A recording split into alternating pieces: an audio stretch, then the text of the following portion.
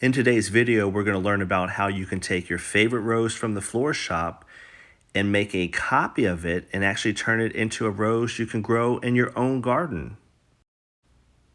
The first step in making a copy of a rose is find something that you like and it looks good. These roses were bought at Publix. They looked really good, again, fresh. You can tell that they are now spent.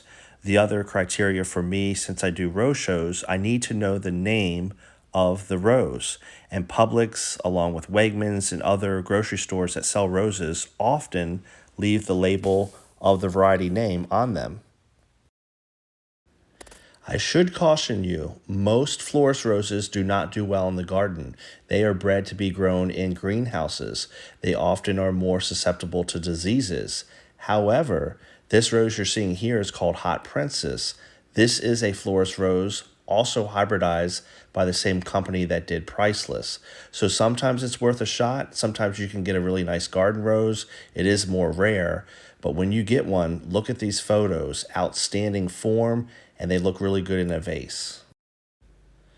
The best time to take a cutting from a florist rose is when it no longer looks good in the vase. So once these are past a week to 10 days, that's when I usually take my cutting. I'm now going to go over some tools. You can use any pots that perhaps you still have from prior plants in the garden. You can see I've already taken some cuttings already. I'll briefly touch on that tote you saw. You certainly need some shears to recut the stems underwater. We're going to talk about a rooting hormone. I like to usually have some clean water on hand so I can redip the cutting under the water itself. This time we're going to talk about something called Dip and Grow. It's a liquid hormone, rooting agent. I've used powder or liquid in the past. The advantage of this one is you can make the concentration stronger or weaker depending on what you need. So in this case, there's instructions on the package itself. And for a softwood cutting, which this is, it's neither hard nor soft, so it's a semi-hardwood cutting. It gives instructions for a 10-time dilution rate. So you just put some of the Dip and Grow in the bottom to the concentrate line, and then you'll just fill it up to the 10x, and that will give you the proper dilution rate for your cutting. The reason why I have Dip and Grow, I was trying to root some Fortuniana cuttings, and those are very difficult, so I wanted to have something that I could adjust the rate as needed. I am going to eventually switch back over to powder, and probably the Hormone 2 seems like the appropriate one for rooting roses in general terms. As far as where to store your cuttings, this is a pretty common method using clear containers, usually 16 to 18 gallon size. You can store a lot of cuttings in this, and it helps keep the humidity in for the cuttings themselves. When selecting your cuttings, you're aiming for the bud eyes on the middle of the stem. What I mean by that is toward the top, toward the bloom, they tend to be weaker, usually associated with sets of 3 leaves. In the middle, those are your best bud eyes. That's what you want to aim for. And then down toward the bottom of the stem, those tend to be too dormant. So you're really aiming for that middle third in terms of what you're looking for the bud eyes to take an actual cutting. So now we can get started. Usually I'll take the bloom off itself, and then I start examining my bud eyes. What are the middle 2 to 4 bud eyes that I want to aim for? I want something that's pushing out a little bit, but not too much. Again, I don't want any dormant ones down toward the bottom of the cane. And I also don't want bud eyes that are pushing out too much, because that means the energy of the plant may push out shoots before roots can become established. So once I identify those middle 2 to 4 buds, I will make a horizontal cut above the last bud eye, and then below the last one on the bottom, I'll make a angled cut so it's better able to take up water. This is what it looks like after I'm done. Again, there's the angled cut on the bottom, and then there's my horizontal cut above the top bud eye. I know there's a lot of videos out there, but again, what I'm aiming for is 2 to 4 bud eyes that will be above the soil line, and I'm really aiming for that middle part of the stem. Lots of videos out there, so I really encourage you to look around as much as possible, because there's such great information here on YouTube. After I've made an angled cut on the bottom, I really like to get these cuttings in water as soon as possible. So I'll continue to repeat these steps. And again, as I make the cuttings, put them in water immediately. Then I'll go ahead and plant them at the same time.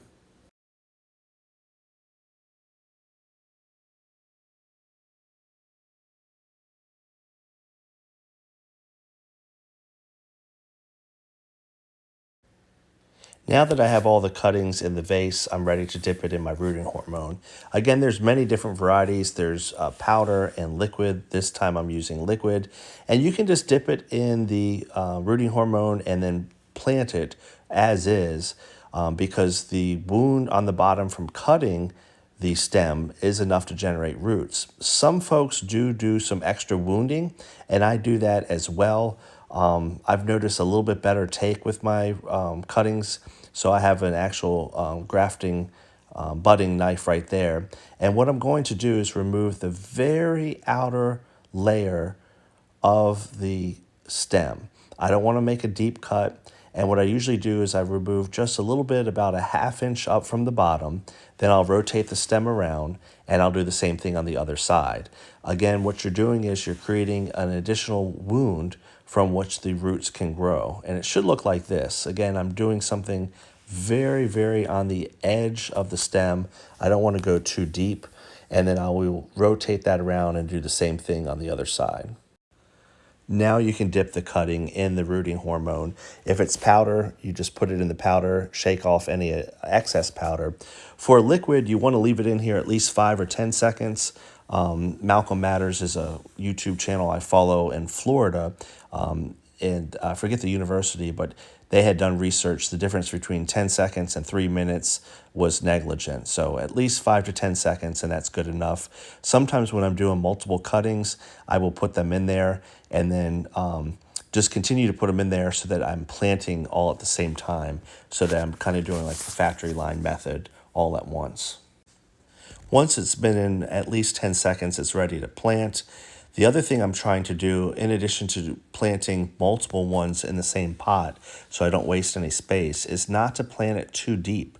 Only about an inch, inch and a half into the soil itself. Again, this will give us a better chance that the stem itself doesn't rot. That's always been my biggest issue. The stems rot before they actually root. So at this point, we're done. It's just barely into the soil itself. I will press it around it. I did make holes with the pencil so that none of the rooting hormone got pushed off. Not really a big deal with the liquid because it should be sucked up into the stem, but a little bit more of a deal if you do powder. Recommend to pre-do those holes before you actually plant it. I will continue to repeat this process until everything's done. I usually get at least one good cutting per stem, so with a dozen roses, you should have 12 chances to root your rose. Now that you've taken your cuttings, you want to place the container itself on the north side of your home, bright indirect light, and mist every couple days to keep humidity in the container itself. On the left, you can see some bare root roses. We will talk about those here coming up in our next video when we do an unboxing of John Smith roses. I hope that video gave you an idea of how you can make copies of roses from your favorite florist shop.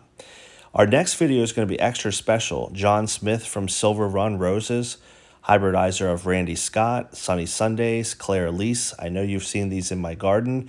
If you want to get your hands on these, you got to order now. They are selling quickly. I'm going to do an unboxing on these roses in our next video. As always, please subscribe on our channel. It's youtube.com/RosieForecast. Thanks again, and I appreciate all the comments.